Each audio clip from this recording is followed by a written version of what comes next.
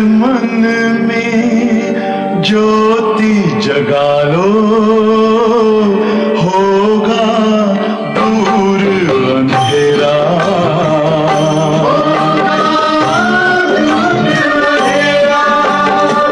शिव का कर लो ध्यान, आ रहा पावन पुण्य सवेरा।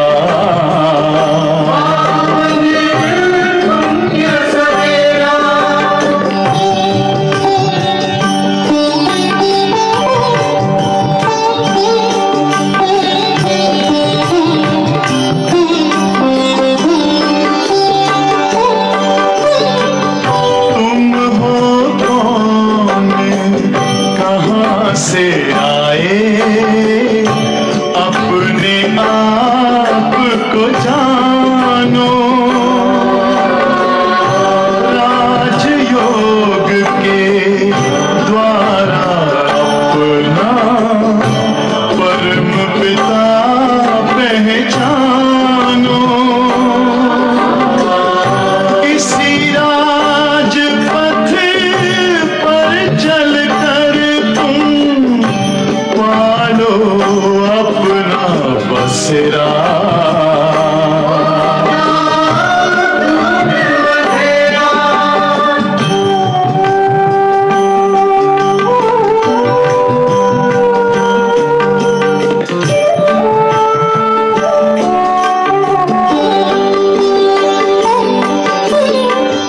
तुम हो आत्मा तन से न्यारे, परमात्मा को प्यारे। दिव्य गुणों को धारण करके योगी बनो दुलारे। ज्योति बिंदु ही तोड़ेगा ये माया मोह का घेरा।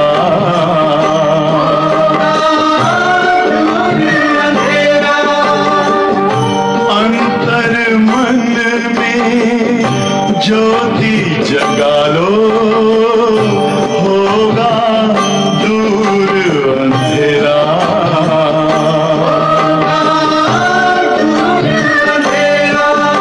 ओम शांति, ओम शांति, ओम शांति।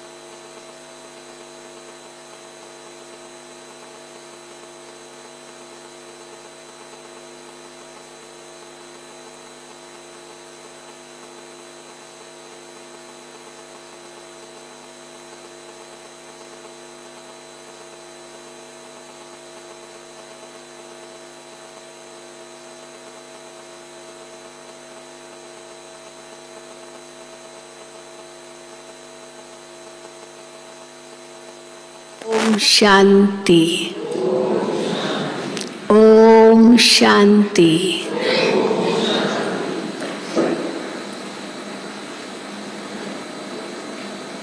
कहा जाता है गुरु बिना ज्ञान नहीं और ज्ञान बिना गति नहीं। तो वास्तव में ये किसके लिए है? ये केवल सतगुरु के लिए, शिव बाबा के लिए है, जब तक शिव बाबा न आए तब तक ज्ञान नहीं है, भक्ति जरूर है। ज्ञान तो केवल एक शिव बाबा ही देता है, और शिव बाबा ज्ञान दे करके सद्गति करता है। तो बाकी सब जो बाबा कहते हैं इस समय है, वो सब है भक्ति। वेद शास्त्र पढ़ना, यज्ञ तप हवन तीर्थ या जो कुछ भी है, सब भक्ति है। और भक्ति में प्राप्ति क्या है, आज बाबा ने भेंट किया है। ज्ञान से क्या प्राप्ति है और भक्ति से क्या प्राप्ति है। भावना का भाड़ा तो मिलता है ना भक्ति में, ऐसे नहीं कि नहीं मिलता है, लेकिन वो केवल भावना का भाड़ा है। और उसको बाबा कहते ये भुगरे हैं, भुगरे चने होते ना, चने, तो चने हैं। तो भावना का भाड़ा चने के रूप में मिलता है। तो द्वापुर कलयुग में केवल चने खाए, भले हमने भक्ति कितनी भी की, अल्पकाल का सुख मिला, थोड़ी शांति मिली, चलो दान पुण्य भी किया, तो भी किसी राजा के घर में, धनवान के घर में जन्म लिया, तो वो प्राप्ति भी क्या है। द्वापुर कलयुग में भी राजकुमार बनते ही हैं, राजा के पास जन्म लेते हैं, लेकिन वो भी भुगरा है। आज बाबा ने भक्ति मार्ग द्वापुर युग से जो भी प्राप्ति है सब भुगरा है, चना है। तो चना तो बहुत सस्ती चीज़ होती है ना। पर शिव बाबा जब ज्ञान देते हैं तो एक एक रतन ज्ञान का वो हीरे तुल्य है, जिससे तुम विश्व के मालिक बनते हो। तो आज बाबा ने बहुत बड़ा ये कॉन्ट्रास्ट किया है, जिस कॉन्ट्रास्ट को समझकर हम ज्ञान को कितना महत्व देते हैं। और ये केवल एक ही बार मिलता है, केवल एक ही जन्म, यही संगम युग। बाकी सारे कल्प में फिर ये ज्ञान नहीं मिलता।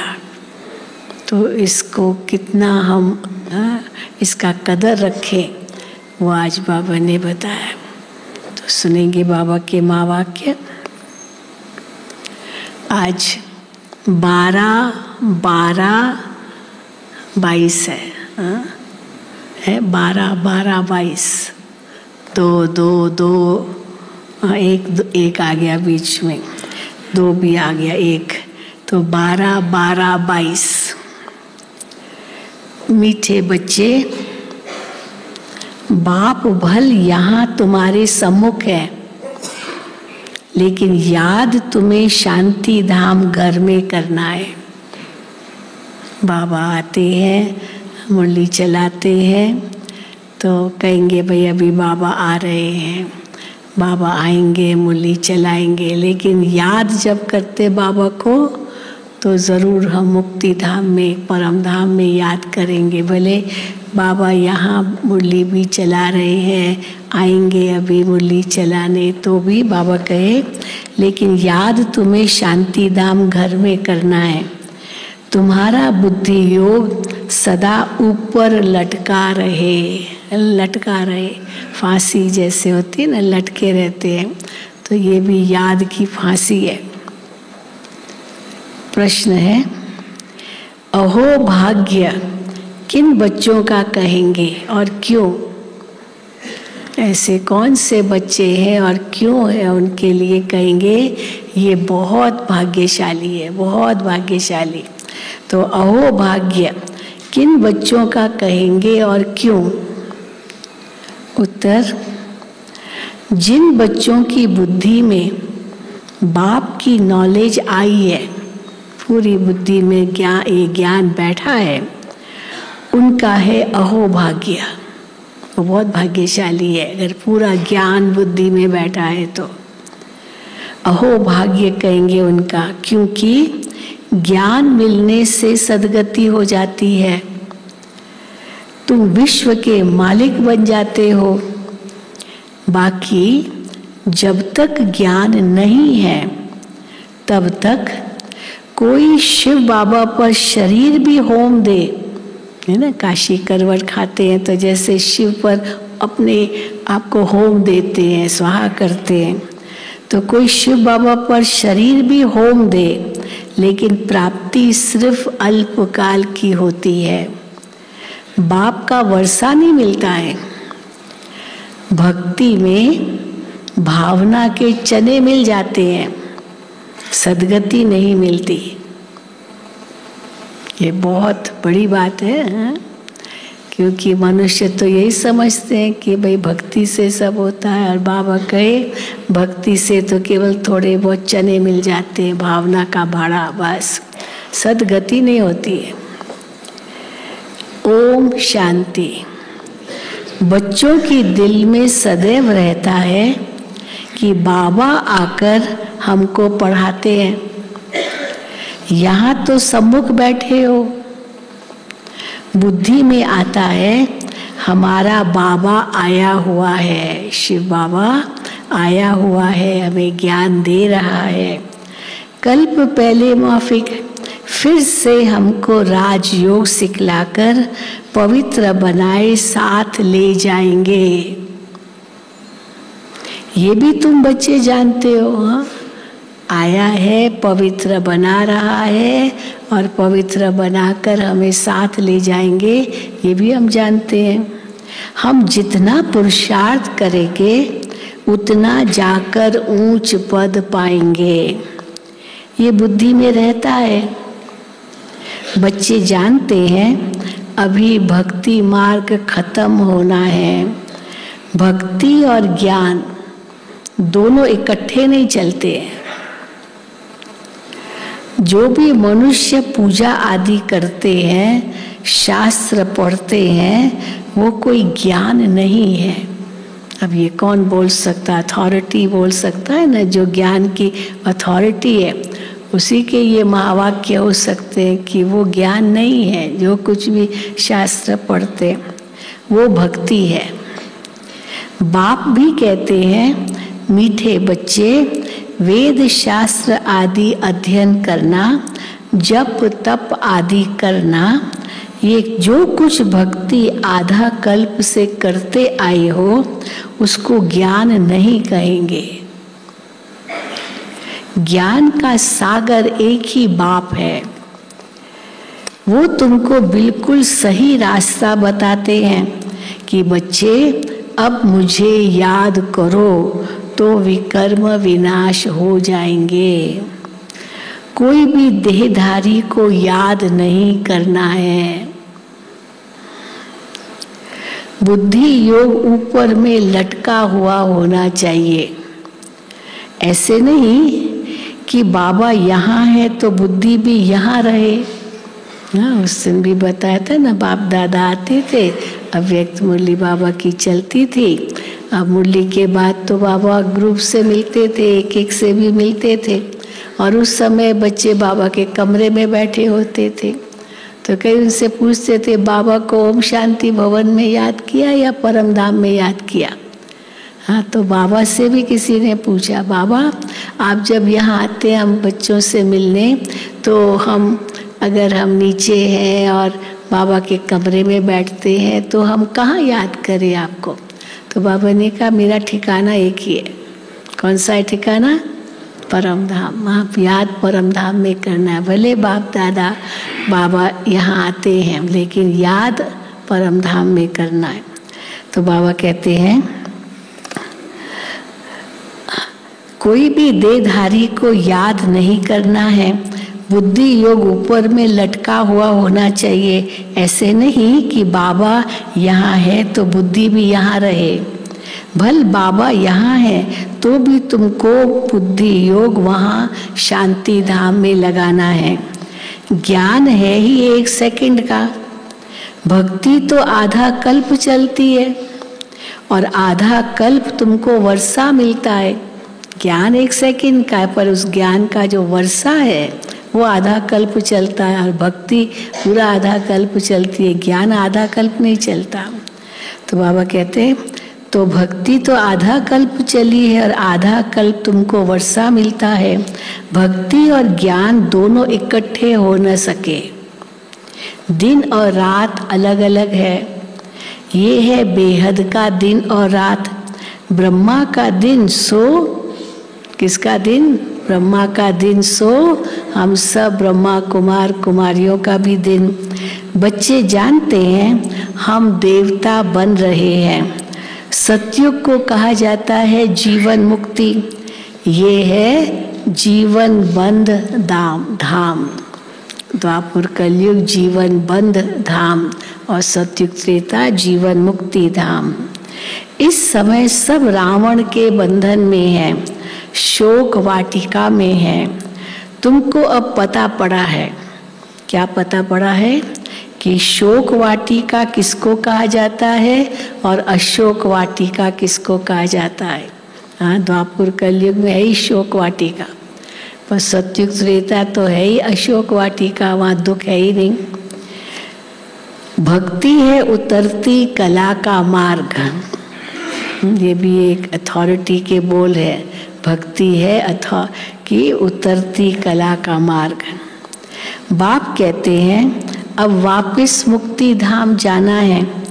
ऐसे कोई कह नहीं सकते, कोई ऐसे नहीं कहेंगे क्या कि मेरे बच्चे अब सबको मुक्ति धाम चलना है। कोई पिता ऐसे अपने बच्चों को नहीं कहेगा बच्चे अभी सबको मुक्ति धाम जाना है।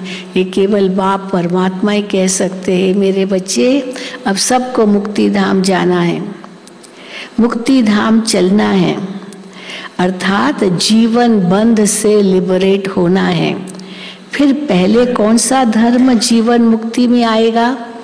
जीवन बंध से मुक्त होना है, जीवन बंध से मुक्त होके जीवन मुक्ति में जाना है। तो जीवन मुक्ति में सबसे पहला धर्म कौन सा आता है? ये भी तुम बच्चे जानते हो।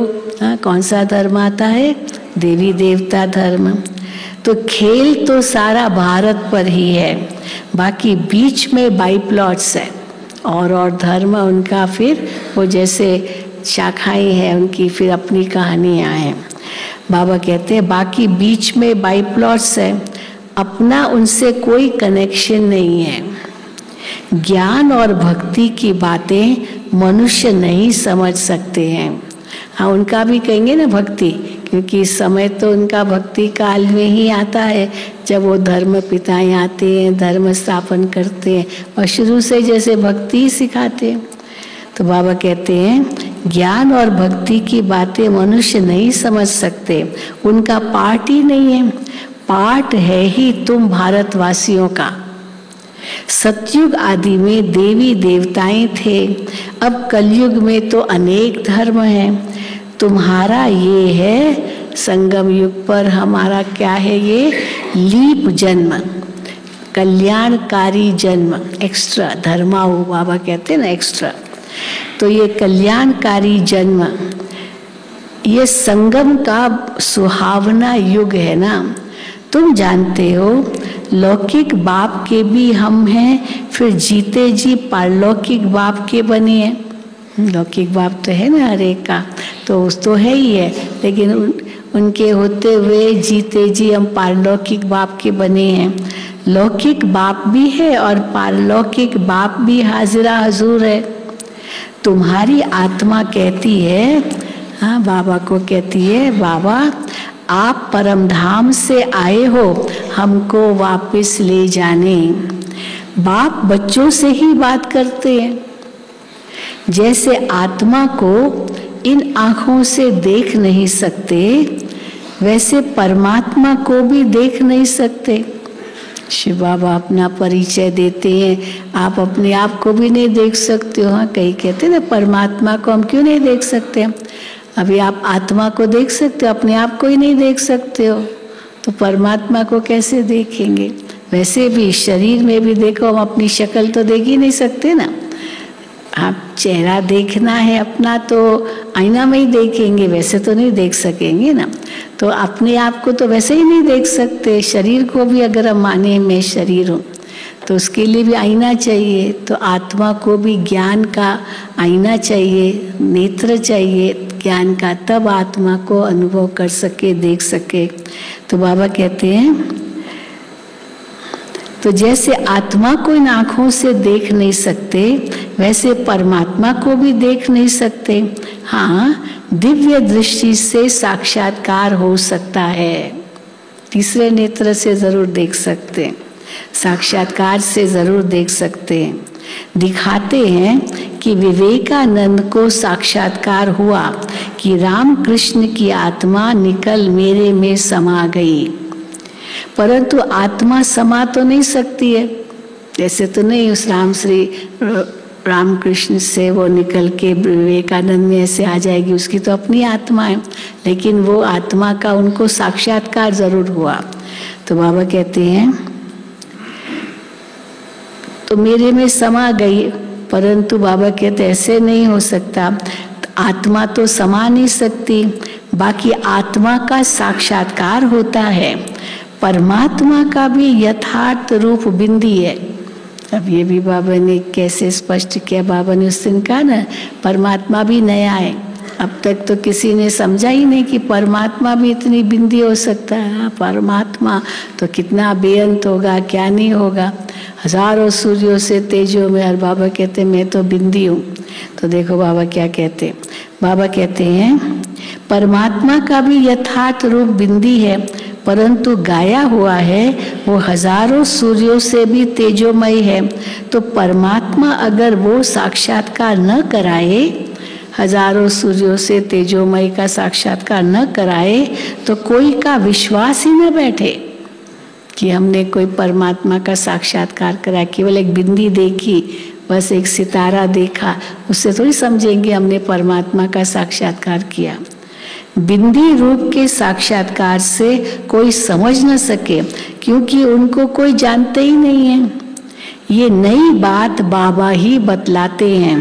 परम आत्मा बड़ी चीज तो हो न सके, परम जरूर है, परम माना ऊंचे से ऊंचा, पर साइज में बड़ा ऊंचा वो तो बात नहीं है ना।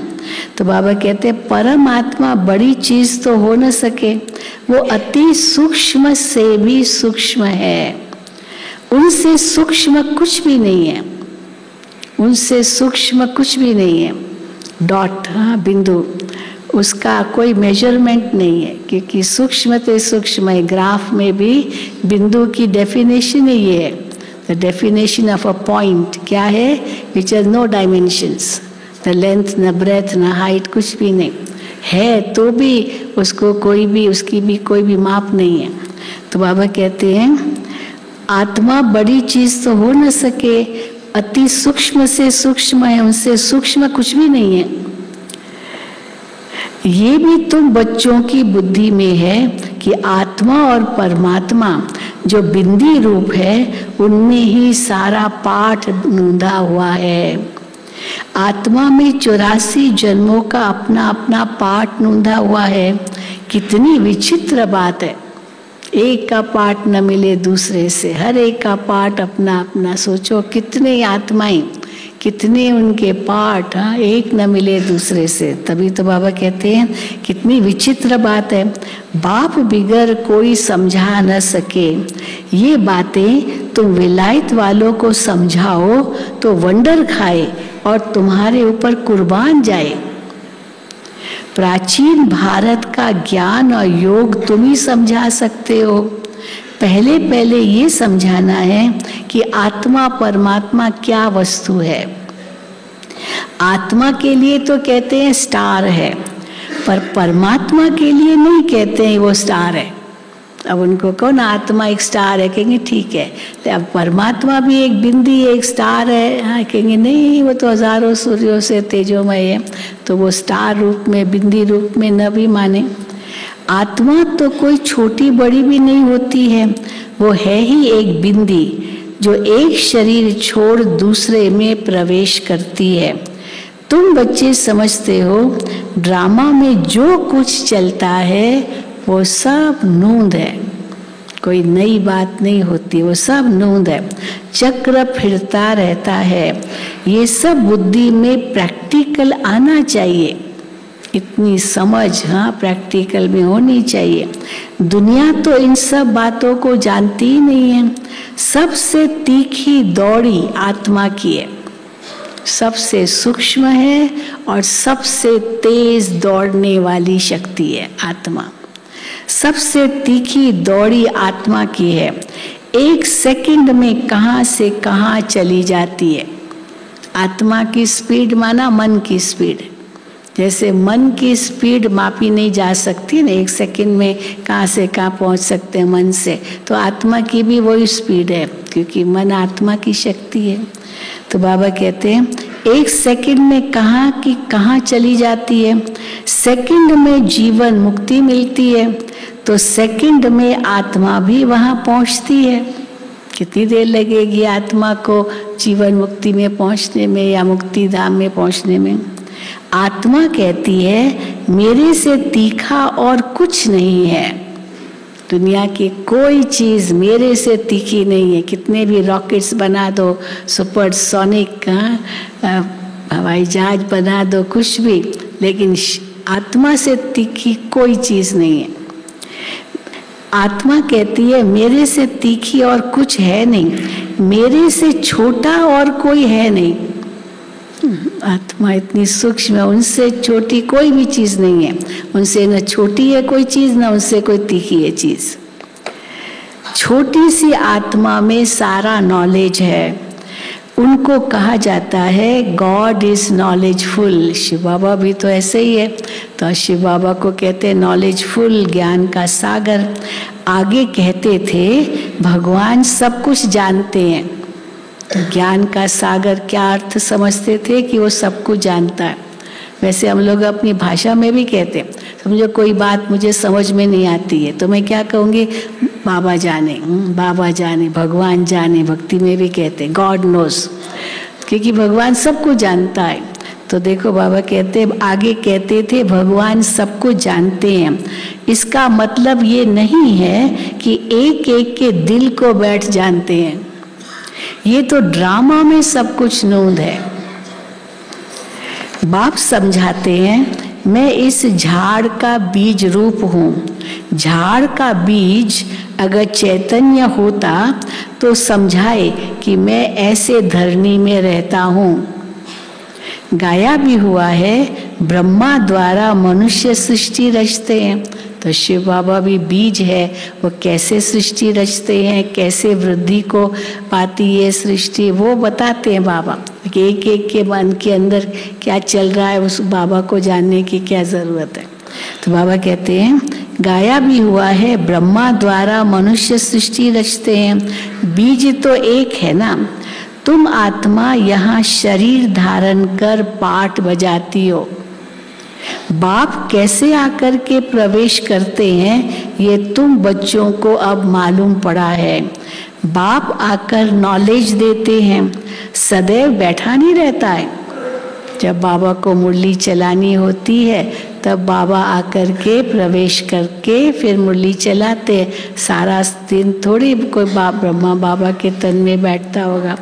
तो बाबा कहते हैं बाप आकर नॉलेज देते, सदैव बैठा नहीं रहता।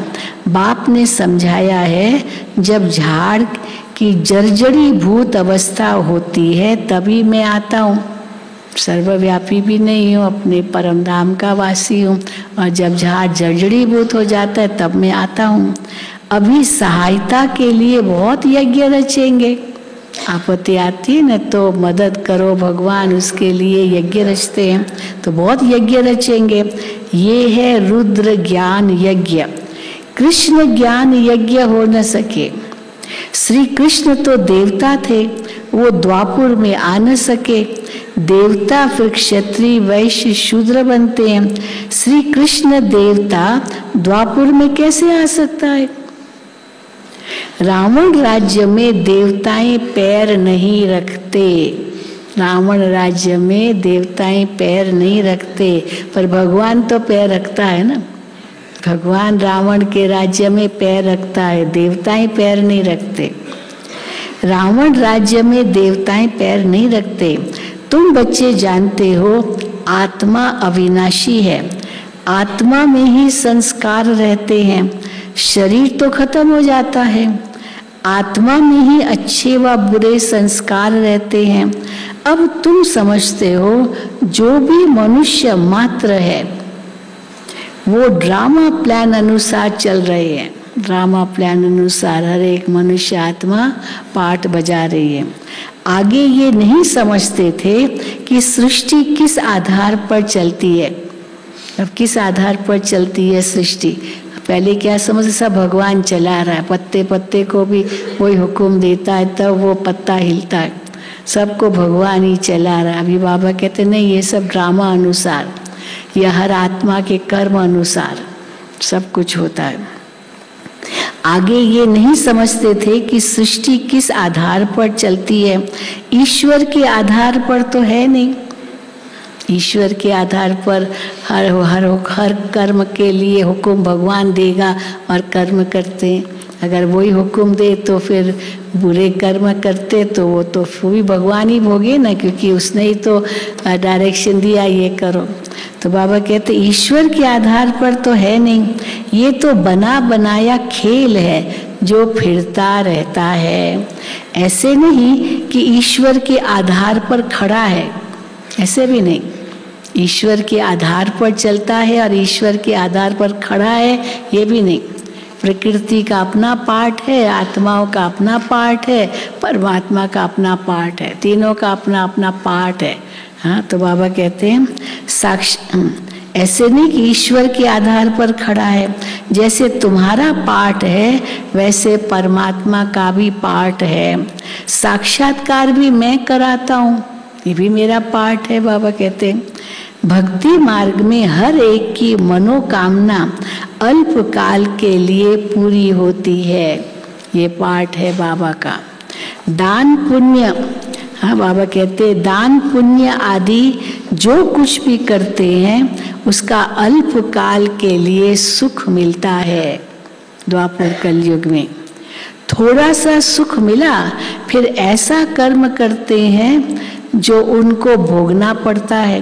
हाँ, थोड़ा भी किया तो फिर अच्छा कर्म किया तो अच्छा फल मिलेगा, फिर बुरा कर्म किया तो फिर उनको उसका भोगना तो पड़ता है ना। कहते हैं भावी के भुगड़े चने भी अच्छे। चलो भावना से कुछ भी किया वो अच्छा। भक्ति मार्ग में मेहनत करते हैं पर मिलता क्या है? चने भुगड़े। शिव बाबा पर भल शरीर भी होम देते हैं तो भी मिलते तो भुगरे हैं। वर्षा तो मिल न सके। स्वर्ग के वर्षे की भेंट में द्वापर कलयुग में जो कुछ भी मिलता है वो सब बाबा कहते हैं भुगरा है, सब चना है। तो बाबा कहे अगर शरीर भी अपना होम दे मनुष्य अपनी जान भी दे दे शिव के ऊपर तो भी मिलते भुगरे हैं। वर्षा तो मिल न सके। काशी करवट खाने समय विकर्म भल विनाश होंगे, फिर शुरू हो जाएंगे। तो भावना के भुगड़े हुए ना। ज्ञान मार्ग में तुमको देखो कितना मिलता है, एकदम तुम विश्व के मालिक बन जाते हो। ये कोई की बुद्धि में अगर नॉलेज आ जाए तो अहो भाग्य, अहो सौभाग्य। ये ज्ञान उसकी बुद्धि में बैठ जाए, इतने रत्न जो ज्ञान के बाबा देते हैं बुद्धि में बैठ जाए वो तो माला माल हो जाए। तो अहो भाग्य। ज्ञान से सद्गति होती है, इसको नॉलेज कहा जाता है। ये बाप के सिवाय कोई दे न सके। शास्त्र कितने ढेर पढ़ते, ढेर के ढेर शास्त्र पढ़ते हैं, बहुत होशियार हो जाते हैं, फिर वो संस्कार ले जाते हैं। अच्छा, उनको मिलता क्या है? चलो संस्कार ले गए, फिर अगले जन्म में फिर वही पढ़ेंगे, फिर वही सुनाएंगे। तो बाबा कहते अच्छा उनको मिलता क्या है? भुगरे, और तो कुछ नहीं, नीचे गिरते ही आते हैं। समझो कोई का राजा के घर में जन्म होता है। द्वापर कलयुग में तो राजाएं बहुत हुए, सत्युग त्रेता की बात नहीं। द्वापर कलयुग में राजा के घर में कोई बच्चा पैदा होता है, खुशी मनाते हैं, भल वो राजकुमार है, परंतु तुम कहेंगे उनको भी चने मिले, भुगरे ही मिले। कहाँ हमको बाप विश्व का मालिक बनाए बादशाही देते हैं, और कहाँ वो भुगरे हाँ वो चने। कोई तो बहुत दान करते हैं, भल जाकर राजा के पास जन्म लिया। बहुत ज्यादा दान किया तो अगले जन्म में राजा के घर में जन्म लेगा। तो भी बाबा कहते चाहे राजा के पास भी जन्म ले बहुत दान पुण्य करके, तो भी तुम्हारी भेंट में वो सब भुगरे ही है। जो तुमको मिलता है उसकी भेंट में वो भुगरे ही मिलते हैं उनको। तो अब राजाई पद का पुरुषार्थ करना चाहिए।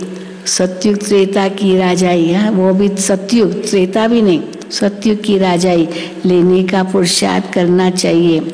लौकिक बाप भी बच्चों को देख बहुत खुश होते हैं। ये है बेहद का माँ बाप। लौकिक बाप बच्चों को देख क्यों खुश होते हैं? क्योंकि वारिस पैदा हुआ, जो मेरे पास प्रॉपर्टी है मैं इस बच्चे को दूंगा, तो बहुत बहुत खुशी होती है पिता को। तो शिव बाबा को कितनी खुशी होती होगी, हम सब वारिस है उनके। तो जो बाबा के पास है हम सब बच्चों को देना है, तो जितने बच्चे ज़्यादा उतना बाप को खुशी, क्योंकि वर्षे की तो कोई कमी नहीं है। तो बाबा कहते हैं लौकिक बाप भी बच्चों को देख बहुत खुश होते हैं। ये है बेहद का माँ बाप, जिससे 21 जन्मों का सुख मिलता है। आजकल देखो दुनिया में दुख बढ़ता जा रहा है, बढ़ता ही जा रहा है। अभी दुख धाम का अंत है। पारलौकिक बाप से बच्चों को क्या मिलता है? क्या मिलता है पारलौकिक बाप से बच्चों को? और लौकिक से क्या मिलता है? बाबा कहते भेंट करो। लौकिक से क्या मिलता है? चलो करोड़ों की मिल्कियत भी मिल जाए, बहुत जमीन भी मिल जाए, लेकिन वो भी क्या है? बाबा कहेंगे भुगरे। और पारलौकिक बाप से क्या मिलता है? स्वर्ग की बादशाही। तो बाबा कहते हैं पारलौकिक बाप से बच्चों को क्या मिलता है और लौकिक से क्या मिलता है? फर्क कितना है। यहाँ कर्मों अनुसार कोई गरीब बनता है, कोई कैसे बनते हैं। वहाँ गरीब भी सुखी रहते हैं। नाम ही है सुखधाम। यानी राजा की भेंट में तो प्रजा तो उतनी तो नहीं होगी ना धनवान, फिर भी धनवान तो है ही, चाहे कैसी भी प्रजा होगी तो भी धनवान होगी, पर राजा की भेंट में नहीं होगी, वो तो ठीक है। परंतु बाबा कहते हैं सब सुखी तो होंगे, भले धन उनके पास कम होगा, प्रजा गरीब प्रजा के पास राजा की भेंट में, लेकिन सुखी होगा बहुत। नाम ही है सुख धाम, ये है दुख धाम। सन्यासी लोग कहते हैं हमने घर बार छोड़ा है, पवित्र बने हैं भारत को पवित्र रखने के लिए। क्यों वो पवित्र बनते हैं? भारत को पवित्र रखने लिए। गवर्नमेंट भी उनका मान रखती है, बहुत मान रखती है सन्यासियों का। परंतु दुख धाम को सुख धाम बनाना ये तो बाप का ही काम है, ये कोई मनुष्य का काम नहीं है। दुख धाम को सुख धाम बनाना, सर्व को शांति धाम सुख धाम ले जाना है। क्योंकि ये तो सारी दुनिया का प्रश्न है ना, कोई एक दो को थोड़ी मुक्ति धाम ले जाना है या जीवन मुक्ति धाम ले जाना है, सारी दुनिया का प्रश्न है। भारत जब श्रेष्ठाचारी था तब देवताएं थे, तो बाबा ऐसे देते हैं, निबंध देते हैं, लिखने के लिए निबंध देते हैं टीचर स्टूडेंट को। तो बाबा भी टीचर के रूप में बच्चों को निबंध देते हैं लिखने के लिए। तो युक्ति से लिखना चाहिए। देवताएं 84 जन्मों का चक्र लगाकर आए हैं, फिर मनुष्य से देवता बनते हैं। मनुष्य से देवता बाप ही बनाएंगे, और तो कोई की ताकत नहीं। कोई किसी को मनुष्य से देवता नहीं बना सकता, ये केवल भगवान की ही ताकत है। सन्यासियों से भारत को कुछ फायदा तो है, पवित्र रहते हैं। आगे तो रचयिता रचना के लिए कहते थे बेअंत है, बेअंत। ऋषि मुनियों ने तो यही कहा, इसलिए वेदों में तो यही लिखा है ईश्वर बेअंत है, उसका अंत पाना असंभव है। परंतु बाबा कहते आजकल के क्या कहते हैं, उस समय तो ऋषि मुनियों ने कहा ईश्वर बेअंत है, हम पार नहीं पा सकते। परंतु बाबा कहते हैं हम नहीं, कहते थे रचयिता रचना के लिए कहते थे बेअंत है, हम नहीं जानते। और अभी क्या कहते हैं, अभी तो कह देते हम भगवान है, फिर कहेंगे तुम भी भगवान हो, हम भी भगवान है, तुम भी भगवान हो। परंतु फिर कहते हैं अच्छा हम कैसे भगवान है? तुम अपने आप को कहला नहीं सकते हो, मैं कहला सकता हूँ, मैं पवित्र हूँ ना, तुम पवित्र नहीं हो इसलिए नहीं कहला सकते हो। अरे कहलाने से हो जाता है क्या? अपवित्र है तो अपवित्र है तो भगवान कैसे वो होगा? तो इसीलिए बाबा कहते हैं, तो बाप के महावाक्य हैं, तो अभी तो कह देते हम भगवान हैं, तत्व को याद करने से विकर्म विनाश नहीं होंगे। बाप के महावाक्य हैं, माम एकम याद करो तो तुम्हारे विकर्म विनाश होंगे। पतित पावन मैं हूँ, शिव परमात्मा कहते हैं, पतित पावन मैं हूँ, सारी दुनिया को आकर पावन बनाता हूँ। सारे भंभोर को आग लगनी है, सारी दुनिया अज्ञान निद्रा में सोई हुई है। ड्रामा प्लान अनुसार सारी दुनिया नास्तिक है। ये भी अथॉरिटी के बोल, ड्रामा प्लान अनुसार सारी दुनिया नास्तिक है। बाप कहते हैं मैं आकर सबको आस्तिक बनाता हूँ। अभी जो बिल्कुल तमो प्रधान बने हैं वो अपने को भगवान कह देते हैं। तुम तो इस सृष्टि चक्र के राज को जानने से चक्रवर्ती राजा बनते हो, महावीर बनते हो। तुमको तो प्रारब्ध में माल मिलते हैं। कितने माल मिलते हैं प्रारब्ध में? क्या नहीं मिलेगा? सतयुग में सब कुछ होगा। तो बाबा कहते हैं तुमको तो प्रारब्ध में माल मिलते हैं, उनको क्या मिलता है? चलो उन्होंने संन्यास किया, पवित्र रहे, ब्रह्म को याद करते हैं, अच्छा मिलता क्या है? बाबा कहते हैं भुगरे चने। तुम माया पर जीत पाते हो, स्वदर्शन चक्र तुम ब्राह्मणों को है। अब ये भी है, स्वदर्शन चक्र तुम ब्राह्मणों को है, जिससे तुम माया का गला काटते हो।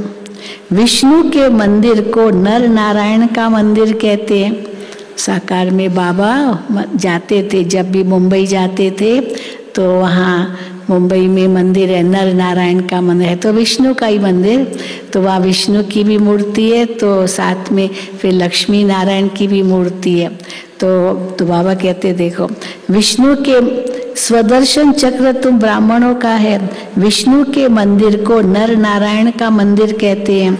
वास्तव में लक्ष्मी नारायण को तो दो दो भुजाएं चाहिए। जब लक्ष्मी नारायण इकट्ठा दिखाते हैं तो दो दो भुजाएं, दो लक्ष्मी की दो नारायण की, जब कंबाइन कर देते जोड़ते हैं तब कहेंगे भाई विष्णु चार भुजा वाला।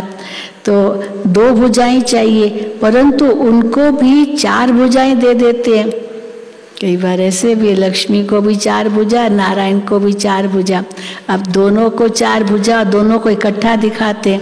वास्तव में जो अकेले है तब चलो चार भुजा, महालक्ष्मी बन गई तो लक्ष्मी आगे नारायण पीछे, और विष्णु है तो नारायण आगे लक्ष्मी पीछे, पर दोनों इकट्ठे खड़े हैं और दोनों को चार भुजा दे दिया। तो बाबा कहते हैं विष्णु के मंदिर को नर नारायण का मंदिर कहते। वास्तव में लक्ष्मी नारायण को तो दो दो भुजाएं चाहिए, परंतु उनको भी चार भुजाएं दे देते हैं। लक्ष्मी नारायण को तो अलग ठहरे ना, अलग अलग है दोनों। अगर वो चार भुजाएं वाले होते, लक्ष्मी की भी चार भुजाएं, नारायण की भी चार भुजाएं, तो उनकी संतान भी चार भुजा वाली होती, बच्चे भी उनके चार भुजा वाले होते। अब ऐसे तो है नहीं। देखो बाप कितना अच्छी रीति समझाते हैं। अब तुम समझदार, मास्टर नॉलेजफुल बन गए हो। पतितों को पावन बनाना है, घर वालों को भी उठाना है। Charity begins at home. बाबा कहते हैं लौकिक परिवार की भी सेवा करनी है, घर को भी मंदिर बनाना है। बच्चे कहते हैं, अभी बच्चे बाबा को कई बातें कहते हैं, तो बच्चे कहते हैं बाबा फलाने की बुद्धि का ताला खोलो।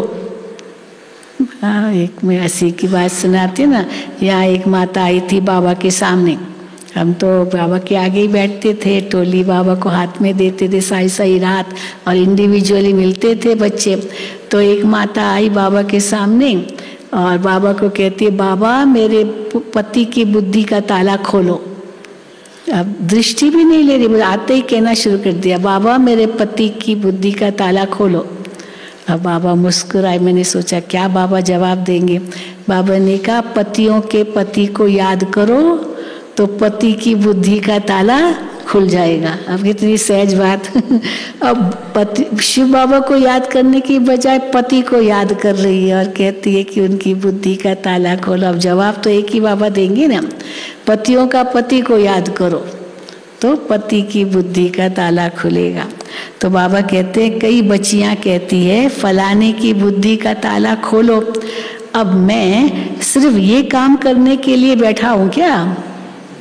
बस खाली बुद्धि का ताला खोलता जाऊं, यही काम करने लिए बैठा हूँ क्या? तुम तो ब्राह्मणिया हो। अब टीचर ने बोला होगा किसके लिए, बाबा को बोला होगा, लिखा होगा बाबा फलाने की बुद्धि का ताला खोलो। तो अभी बाबा टीचर को ही बोल रहे हैं, तुम तो ब्राह्मणिया हो, भू भू करते रहना, भू भू भू भू करते रहना, उसकी बुद्धि का ताला खुल जाएगा। और कई ऐसी हमारी माताएं हैं, पति ज्ञान में नहीं चलता लेकिन बो बो बो बो ज्ञान सुनाती रहती और आखिर एक दिन उसकी बुद्धि का ताला खुल जाता है, सचमुच खुल जाता है। तो बाबा कहते हैं भू भू तुमको करनी है, ब्राह्मणों को सर्विस करनी है, पद भी तुमको पाना है।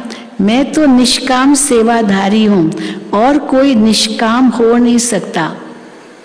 कोई भी आत्मा निष्काम सेवाधारी नहीं बन सकती। अगर वो कहे भी ना मैं निष्काम सेवा करता हूँ, मुझे कोई कामना नहीं है, कोई इच्छा नहीं है, भले इच्छा न भी हो फल तो मिलेगा, भले इच्छा न भी हो और ही ज़्यादा मिलेगा, क्योंकि बिना इच्छा के उसने सेवा की भावना से किया तो फल और अच्छा मिलेगा। लेकिन भगवान तो पूरा निष्काम है क्योंकि वो तो फल लेता ही नहीं है ना। तो देखो बाबा कहते हैं मैं निष्काम सेवाधारी हूँ और कोई निष्काम हो ही नहीं सकता है। मैं तुमको स्वर्ग का मालिक बनाता हूँ, मैं नहीं बनता हूँ। मकान भी तुम बच्चों के लिए बनाए हैं। साकार बाबा ने, ब्रह्मा बाबा ने कितने मकान बनाए, हवाई महल बनाया, बाबा ने बनवाया। तो बाबा को बहुत कहा बाबा ये पुराना मकान है जहाँ बाबा रह रहे हैं, वो जो बाबा का कमरा है, बाबा आप हवाई महल में रहो। बाबा ने कहा नहीं। फिर देखो विशाल भवन बना और भवन बने, बाबा आप वहाँ रहो, नहीं, बाबा इसी पुराने मकान में रहेगा। तो बाबा कहते हैं मकान भी तुम बच्चों के लिए बनाए हैं, मैं तो पुरानी कुटिया में बैठा हूँ। और बाबा के समय तो इतना बड़ा कमरा भी नहीं था, ये बाबा का कमरा ये तो एक्सटेंड किया है। वो पीछे तो बाबा फल रखते थे और कुछ मतलब कुछ जैसा स्टोर रूम था, बाबा का कमरा तो बस आधा ही था। तो बाबा कहते हैं मैं तो पुरानी कुटिया में बैठा हूँ, मेरे लिए पुराना मकान और पुराना शरीर है। अब ये शिव बाबा कह रहे हैं शरीर भी मुझे पुराना मिला है और मकान भी पुराना है। शिव बाबा पुराने तन में रहता है तो ये फिर कहाँ जाएगा? शिव बाबा कहते मैं तो पुराने तन में हूँ, तो फिर पुराने तन में है तो पुराने मकान में है, तो ये तो फिर ये शिव बाबा कहते हैं पुराने में रहना है, तो ब्रह्मा बाबा थोड़ी जाएगा, वो भी वहीं रहेगा। तो शिव बाबा पुराने तन में रहता है तो ये फिर कहाँ जाएगा? ब्रह्मा बाबा थोड़ी जाएगा नए मकान में। निष्काम सेवा एक बाप ही कर सकता है। तुम जानते हो बाबा से हम विश्व के मालिक बने का वर्षा लेते हैं तो खुशी से झोली भरनी चाहिए। भर रहे हैं ना सब खुशी से झोली। देखो ज्ञान कितना ऊंचा है, भक्ति में तो क्या क्या दान पुण्य तप जप तप आदि करना पड़ता है। सदगति दाता तो एक बाप है, बाप ने आकर ज्ञान घृत डाला है। सतयुग में सबकी ज्योति जगी रहती है, परंतु वहाँ पर ज्ञान नहीं रहता है कि हम तमो प्रधान से सतो प्रधान बने हैं, वो ज्ञान वहाँ नहीं होगा। वो है प्रारब्ध, नई सिर चक्र शुरू होता है, ये अनादि है। सूर्य निकलता है फिर अस्त होता है, जाता है, फिर आता है। पर ये धरती का फेरा है, ये धरती फिरती है सूर्य के चारों तरफ। ऐसे नहीं है कि ईश्वर फेरता है ये धरती को, सूर्य के चारों तरफ, या सूर्य को उगाता है, सूर्य को अस्त करता है, ये ईश्वर सब नहीं करता, ये सब प्रकृति का खेल है। ऐसे नहीं ईश्वर फेरता है। अच्छा अच्छा, मीठे मीठे सिकील दे बच्चों प्रति माता पिता बाप दादा का याद प्यार और गुड मॉर्निंग। रूहानी बाप की रूहानी बच्चों को नमस्ते। हम रूहानी बच्चों की रूहानी बाप दादा को याद प्यार गुड मॉर्निंग और नमस्ते। धारणा के लिए मुख्य सार। पहला, घर घर को मंदिर बनाना है। घर घर को मंदिर बनाना है, परिवार वालों की भी सेवा करनी है, ऊंचे ज्ञान का सिमरण कर खुशी से झोली भरनी है। दूसरा, किसी भी देहधारी को याद नहीं करना है। किसी भी देहधारी को याद नहीं करना है, अपना बुद्धि योग ऊपर लटकाना है। सुहावने संगम युग पर जीते जी पारलौकिक बाप का बनना है। वरदान, यथार्थ सेवा द्वारा सेवा का प्रत्यक्ष फल खाने वाले मन बुद्धि से सदा तंदुरुस्त भव। यथार्थ सेवा द्वारा सेवा का प्रत्यक्ष फल खाने वाले मन बुद्धि से सदा तंदुरुस्त भव। यदि सेवा योग युक्त और यथार्थ है तो सेवा का फल योग युक्त और यथार्थ है सेवा, तो सेवा का फल खुशी, अति इंद्रिय सुख, डबल लाइट की अनुभूति अथवा बाप के कोई न कोई गुणों की अनुभूति प्रत्यक्ष फल के रूप में जरूर होती है। और जो प्रत्यक्ष फल खाते हैं वो मन बुद्धि से सदा तंदुरुस्त रहते हैं। अगर कमजोर रहते हैं तो समझो, सेवा भी कर रहे हैं तो भी मन बुद्धि से कमजोर है तो समझो ताजा प्रत्यक्ष फल नहीं खाते हैं। कोई न कोई इच्छाएं मन में रख करके, तृष्णाएं कामनाएं रख के सेवा करते, इसलिए शक्ति नहीं मिलती है। तो बाबा कहते अगर कमजोर रहते हैं तो समझो ताजा प्रत्यक्ष फल नहीं खाते। प्रत्यक्ष फल सदा हेल्दी बनाता है। इसलिए आपका स्लोगन है एवर हेल्दी, एवर वेल्दी और एवर हैप्पी। स्लोगन, अपने हर कर्म द्वारा ब्रह्मा बाप के कर्म को प्रत्यक्ष करने वाले ही कर्म योगी हैं। कर्म योगी किसे कहेंगे? अपने हर कर्म द्वारा ब्रह्मा बाप के कर्म को प्रत्यक्ष करने वाले ही कर्म योगी हैं। अच्छा, ओम शांति, ओम शांति, ओम शांति।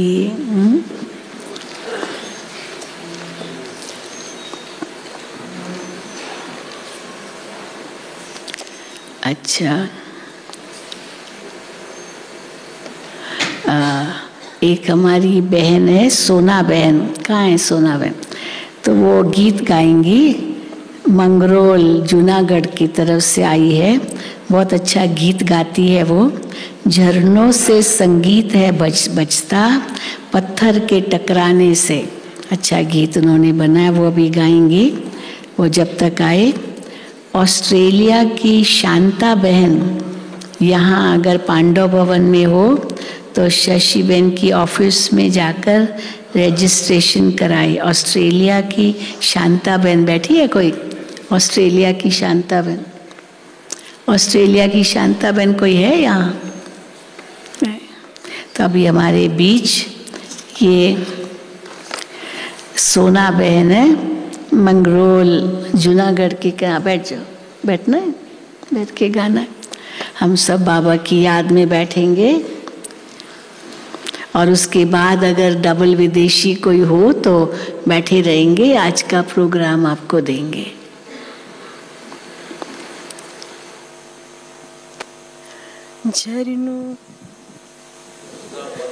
झरनों से संगीत है झरता, झरनों से संगीत है झरता, पत्थर के टकराने से तूफान भी तूफान बन जाता, तुमको मीत बनाने से, प्रभु को मीत बनाने से।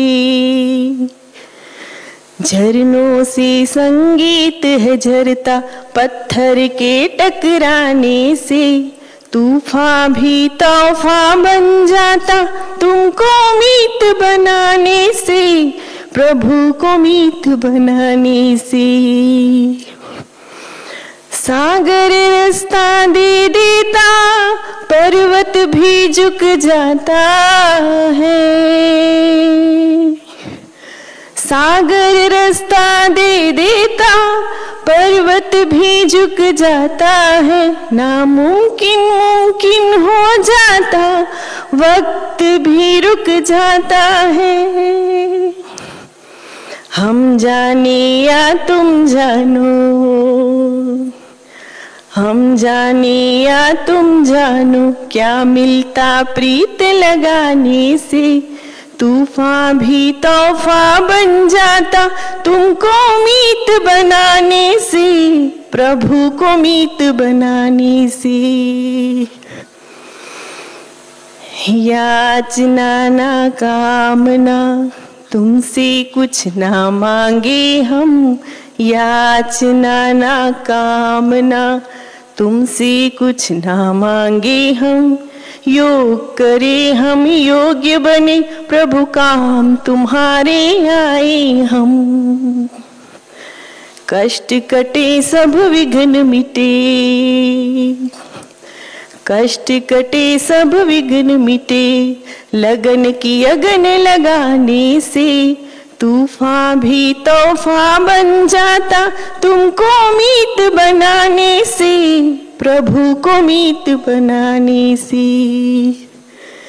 झरनों से संगीत है झरता, पत्थर के टकराने से तूफान भी तूफान बन जाता, तुमको मीत बनाने से, प्रभु को मीत बनाने से। हाँ, प्रभु को मीत बनाने से, तुमको मीत बनाने से।